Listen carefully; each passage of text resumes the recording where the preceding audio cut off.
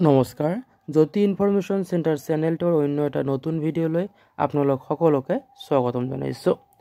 অসম চৰকাৰৰ মন্ত্ৰী সঞ্জয় কিষাণ ডাঙৰীয়াই অংগনবাড়ী কেন্দ্ৰৰ আধাৰশিলা স্থাপন কৰি অংগনবাড়ী সন্দৰ্ভত বিশেষ মন্তব্য কৰিছে।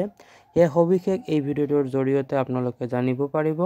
আশা কৰোঁ ভিডিঅ'টো শেষলৈকে যাব আৰু ভিডিঅ'টো চাই উপকৃত হোৱা বুলি ভাবিলে আগলৈকে শ্বেয়াৰ কৰিব। মন্ত্ৰী ডাঙৰীয়াই তেখেতৰ ফেচবুক পেজত লিখিছে এনেকৈ যে অংগনবাড়ী কেন্দ্ৰসমূহে শিশুসকলৰ দৈহিক মানসিক উত্তৰণত অৰিহণা যোগাই শৈক্ষিক দিশৰ প্ৰগতিৰ বাটত গুৰুত্বপূৰ্ণ ভূমিকা পালন কৰি আহিছে। ৰাজ্যখনত অংগনবাড়ী কেন্দ্ৰ স্থাপনত গুৰুত্ব দি মাননীয় মুখ্যমন্ত্ৰী ডক্টৰ হিমন্ত বিশ্ব শৰ্মা ডাঙৰীয়াৰ নেতৃত্বাধীন আমাৰ চৰকাৰে শিশুৰ সুভৱিষ্যত গঢ়িবলৈ এক বাট দেখুৱাই দিছে। আজি অৰ্থাৎ 6 জানুৱাৰী তাৰিখে মনখুচি 339 নং আদৰ্শ অংগনবাড়ী কেন্দ্ৰ আৰু খাৰিয়া গাঁও অংগনবাড়ী কেন্দ্ৰৰ আধাৰশিলা স্থাপন কৰক।